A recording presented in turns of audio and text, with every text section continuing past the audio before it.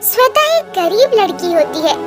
उसके परिवार में उसकी माँ जो कि अंधी होती है और उसका छोटा भाई थे। उसके पिता की मृत्यु कुछ वक्त पहले ही हुई थी। उसके बाद से ही श्वेता ने घर का खर्च संभाला। श्वेता रामलाल के यहाँ खाना बनाने का काम किया करती थी। एक दिन अचानक ही उसकी माँ की तबीयत खराब हो जाती है। माँ, क्या हुआ? माँ, कुछ बोलो। दीदी, माँ को क्या हुआ है? माँ बोल क्यों नहीं रही है?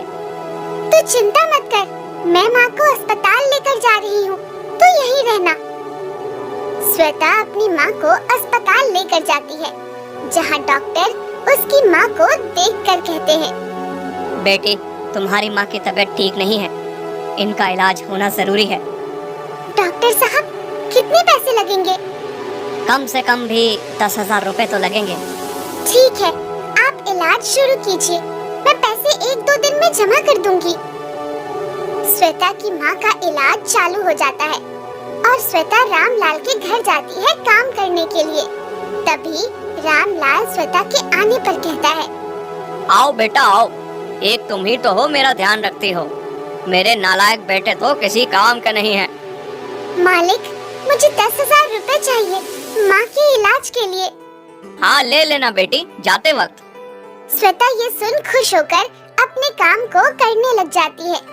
ये सब बातें रामलाल का बेटा भी सुन लेता है, जिससे श्वेता से हमेशा से जलन होती है।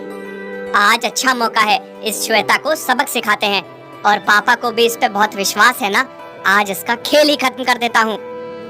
ऐसा कहकर राकेश चुपके से श्वेता के थैले में 10,000 रुपए रख देता है और कहता है, पिताजी, मेरे 10,000 रुपए गायब हो गए हैं, मैंने यहीं तो रखे थे, जरूर इस नौकरानी ने चोरी किए होंगे। नहीं मालिक, मैंने ऐसा कुछ नहीं किया।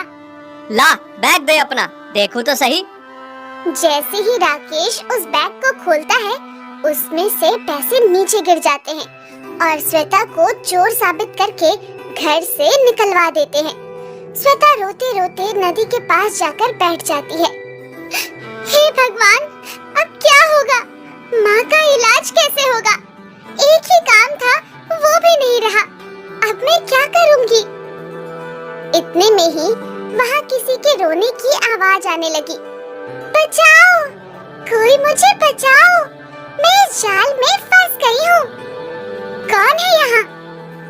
तभी श्वेता देखती है कि एक मछली जाल में फंसी हुई है और वही आवाज देकर मदद मांग रही है। श्वेता उसको जाल से निकाल देती है और देखते ही देखते वो मछली परी बन जाती है और कहती है, शुक्रिया, तुमने मेरी जान बचाई। मैंने सुना तुम बहुत परेशान हो। हाँ, मेरी माँ के इलाज के लिए पैसे नहीं है मेरे पास और कोई काम भी नहीं। तुम चिंता मत करो, ये लो एक कागज। ये कोई मामूली कागज नहीं है, ये जादुई है। इससे तुम जो भी बोलोगी ये वो बन जाएगा। इतना कहकर परी वहाँ से चली जाती है। इसके बाद श्वेता जादुई कागज से कहती है, जादुई कागज, तुम एक ढाबा बन जाओ। और देखते ही देखते वो कागज का ढाबा बन गया और उसके अंदर बहुत सारी सब्जियां भी थी। श्वेता तुरंत ही लग जाती है खाना बनाने में।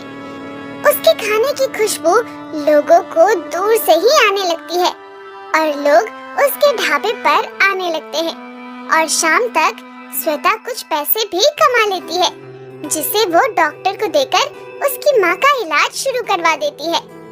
ऐसे ही उसका ढाबा अच्छा चलने लगा था, लेकिन पास के मोंटू लाल को श्वेता से जलन होने लगी थी। ये देखो, कल की आई लड़की ने ढाबा खोल दिया, ना जाने कैसा खाना बनाती होगी। अरे मोंटू लाल, बहुत स्वाद खाना बनाती है, देख लो, कुछ दिनों में तुम्हारी छुट्टी होने वाली है। वो तो समय बताएगा किसकी छुट्टी होगी। एक रात मोंटू लाल अपने आदमियों के साथ श्वेता के कागज वाले ढाबे पर पहुंच जाता है और उसको जलाने के लिए पेट्रोल डालता है और आग लगा देता है और उस ढाबे में आग लग भी जाती है। लो, खत्म हो गया इसका किस्सा। इतनी ही देर में वो आग अपने आप बुझ जाती है और ढाबा पहले जैसा बिल्कुल ठीक हो जाता है, जैसे कुछ हुआ ही नहीं। ये देख सभी हैरान होते हैं और डर कर वहाँ से भाग जाते हैं। श्वेता अपनी पूरी मेहनत से उस ढाबे को अच्छे से चलाने में लग जाती है। अब उसकी माँ ठीक होकर आ जाती है और उसके ढाबे में ही रहने लगती है। एक दिन बहुत तेज बारिश हुई, पूरा का पूरा गांव डूब गया।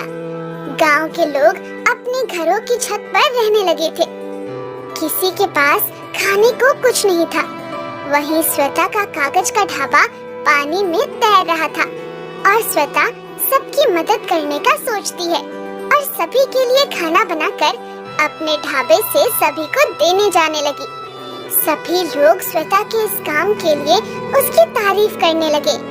ऐसे ही वो उस मोंटू लाल के ढाबे पर भी गई और मोंटू लाल को भी खाना दिया था। मोंटू लाल ने अपनी गलती मानी। मुझे माफ करना श्वेता बेटी, मैं जलन के कारण तुम्हारा ढाबा चलाने गया था। आज वही ढाबा हम सभी की जान बचा रहा है। आगे जाती है तो उसको रामलाल का परिवार भी उसी हालत में दिखता है। वो सभी के लिए खाना लेकर जाती है। मालिक, ये लीजिए, आपको जो भी खाना है आप ले सकते हैं। मुझे माफ करना श्वेता, मैंने झूठ बोलकर तुम्हें घर से बाहर निकलवाया था। उसके बाद भी तुम हमारी मदद करने आई हो, मुझे माफ करना। बेटी, मुझे भी माफ करना जिसने तुम पर यकीन नहीं किया। जो हुआ उसको भूल जाइए और आप लोग मेरे साथ मेरे कागज के ढाबे में रहिए जब तक सब ठीक नहीं हो जाता। सभी लोग श्वेता के किए काम से बहुत खुश थे और सभी लोग हंसी खुशी श्वेता के साथ रहने लगते हैं और कुछ वक्त में सब ठीक हो जाता है और श्वेता अपने कागज का ढाबा अच्छे से चलाने लगती है और गरीबों की मदद भी करती है। लालपुर नाम के गांव में एक मनोज नाम का आदमी रहता था। वो छाता बेचने का काम करता था। उसकी एक पत्नी भी थी जिसका नाम शीना था। वो दोनों गरीबी में अपना जीवन काट रहे थे। ए जी, आज घर में खाने का कोई सामान नहीं है, कुछ पैसे दे दीजिए। मेरे पास पैसे तो नहीं है, अब अगर छाते बेचेंगे तो कुछ पैसे आएंगे। तो तब तक मैं क्या करूं? मुझे माफ कर दो शीना, मैं तुम्हें एक ढंग का जीवन नहीं दे पा रहा हूँ। मैं अपनी पूरी कोशिश कर रहा हूँ, पर क्या करूँ, ये गरीबी है कि खत्म ही नहीं होती। नहीं, आप ऐसे ना कहिए, मुझे पता है आप पूरी कोशिश कर रहे हैं। कोई बात नहीं, आज मैं भूखी रह लूंगी। मनोज इस बात का कोई भी जवाब नहीं दे पाता है और छाता बेचने के लिए घर से निकल जाता है। उसको रोना आ रहा होता है कि उसने अपनी और अपनी पत्नी की जिंदगी नर्क बना रखी है। आखिर मैं ऐसा क्या करूं जिससे हमारी गरीबी खत्म हो जाए? मुझे तो कुछ भी समझ नहीं आता। मेरी पत्नी इतना अच्छा खाना बनाती है कि कोई भी खा ले तो उंगलियां चाटता ही रह जाए, पर मेरे पास इतने भी पैसे नहीं हैं कि मैं उससे अच्छा खाना बनवा पाऊं। हाय मेरी किस्मत। वो अपने आप को कोसता हुआ जा ही रहा होता है, तभी रास्ते में उसको एक आदमी मिलता है। अरे भैया, लगता है बारिश होने वाली है और मैं अपना छाता घर पे ही भूल आया हूँ। कितने का दे रहे हो छाता? मात्र 100 रुपए। 100 रुपए? बहुत महंगा नहीं बता रहे हो? नहीं साहब, यही रेट चल रहा है, आप कहीं भी पता कर लीजिए। चलो ठीक है, अच्छा लाओ एक छाता दो। एक छाता बेचकर मनोज आगे बढ़ जाता है और पूरे दिन घूम घूम कर शहर में छाते बेचता रहता है, पर 5 से ज्यादा छाते उसके दिन भर में नहीं बिक पाते। फिर जब वो खाने का सामान लेकर घर वापस जा रहा होता है तो रास्ते में बहुत तेज बारिश होने लगती है। अरे बाप रे, इतनी तेज बारिश! अरे भाई सुनो, एक छाता दे दो, अगर मैं भीग गया तो बीमार पड़ जाऊंगा। छाता तो मैं आपको दे दूंगा, पर जितनी तेज बारिश और हवा चल रही है इसमें छाता रुकेगा नहीं। आप एक काम कीजिए, मेरे साथ मेरे घर पे आ जाइए, सामने ही मेरा घर है। जब बारिश कम हो जाएगी तो चले जाइएगा। पर अरे इतना ना सोचिए, ऐसे समय में इंसान ही इंसान के काम आता है। उस आदमी का नाम राम होता है। वो मनोज के साथ उसके घर पे जाता है। ए जी, ये कौन है? माफ कीजिएगा, मेरा नाम रामू है। मैं आपके पति से छाता लेने आया था, पर ये इतने अच्छे इंसान हैं कि इन्होंने मुझे अपने घर बुला लिया क्योंकि बाहर बहुत तेज बारिश हो रही है। अच्छा अच्छा। ये लो, मैं खाने का सामान ले आया हूँ, हम तीनों के लिए कुछ खाना बना लो। अरे नहीं, मैं खाना नहीं खाऊंगा। आपने बारिश से बचने के लिए छत दे दी, मेरे लिए यही बहुत है। आप मेरी पत्नी के हाथ का खाना खाकर तो देखिए, उंगलियां चाटते रह जाएंगे। उसके बाद शीना खाना बनाती है और उन दोनों को परोसती है। राम और मनोज मिलकर खाना खाते हैं। राम को वो खाना इतना अच्छा लगता है कि वो सचमुच उंगलियां चाटता रह जाता है और कहता है, अरे मनोज, तुमने तो बिल्कुल सच कहा था। ये खाना तो बहुत ही ज्यादा स्वादिष्ट है। मैंने ऐसा खाना आज तक नहीं खाया। देखा, मैंने कहा था ना, मेरी पत्नी बहुत अच्छा खाना बनाती है। अरे तो तुम लोग एक ढाबा क्यों नहीं खोल लेते? मैं शर्त लगा सकता हूँ, वो ढाबा बहुत चलेगा क्योंकि ये खाना सचमुच बहुत अच्छा है। आजकल महंगे महंगे रेस्टोरेंट तो होते हैं, लेकिन कहीं भी इतना स्वादिष्ट खाना नहीं मिलता। अरे साहब, आप ये क्या बात कर रहे हैं? मैं तो गरीब छाता बेचने वाला हूँ, मैं भला कहाँ से ढाबा खोल सकता हूँ? भाभी जी से इस बारे में बात करके देखिएगा। फिलहाल बारिश रुक गई है, मैं चलता हूँ। ये सारी बातें शीना भी सुन रही होती है। राम के चले जाने के बाद वो मनोज से कहती है, वैसे वो भाई साहब बात गलत तो नहीं कह रहे थे, हमें एक छोटा सा ढाबा खोल लेना चाहिए। मेरे पास एक आइडिया है, आप छाते तो बेचते ही हो, तो उन्हीं छातों को मिलाकर हम एक ढाबा बना लेते हैं, क्या कहते हो? अरे वाह, क्या बात है, तुम्हारा दिमाग तो बहुत तेज चल रहा है। ये तो बहुत ही अच्छा आइडिया है। फिर दोनों पति पत्नी मिलकर सारे छातों से एक छोटा सा ढाबा बनाते हैं। दोनों मिलकर उस ढाबे को संभालने लगते हैं। शीना खाना बनाती थी और बाकी छोटे मोटे सारे काम मनोज किया करता था। अरे बहन, एक प्लेट लगा दो। जी, अभी लगाती हूँ। वैसे तुम्हारा ये छाते से बना हुआ ढाबा बहुत अच्छा लग रहा है। धन्यवाद। शीना उसे एक प्लेट लगाकर देती है, जिसे खाकर वो बहुत खुश हो जाता है। धीरे धीरे उनका ढाबा बहुत कामयाब हो जाता है। उनके ढाबे के आगे लाइन लगने लगती है। बहन, तुम्हारे हाथों में तो जादू है, पर बहुत देर लगती है खाना मिलने में। कुछ आदमी रख लो काम करने के लिए। हाँ, बात तो आपकी सही है। उसके बाद वो लोग अपने ढाबे पर काम करने के लिए कुछ आदमियों को रख लेते हैं। सब कुछ अच्छा चल रहा होता है। फिर एक दिन, छी छी, इस खाने में तो छिपकली है। तुम क्या हमें मारना चाहती हो? अरे, ऐसा कैसे हो सकता है? मैं तो बहुत सफाई से खाना बनाती हूँ।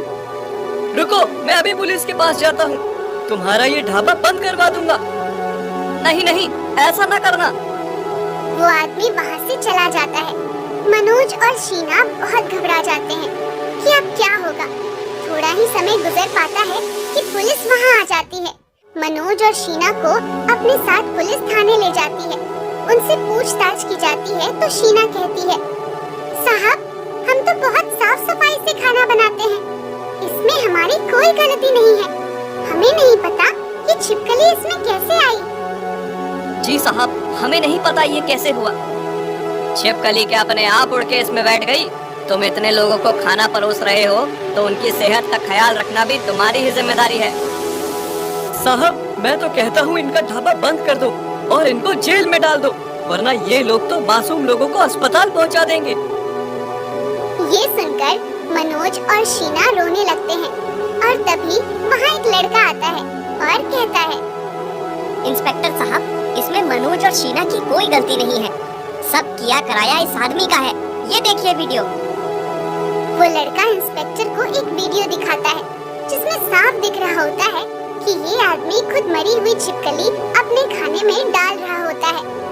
ये देखकर सब हैरान हो जाते हैं और फिर वो लड़का कहता है, मैं शहर से आया था क्योंकि मैंने इनके ढाबे के बारे में बहुत सुन रखा है।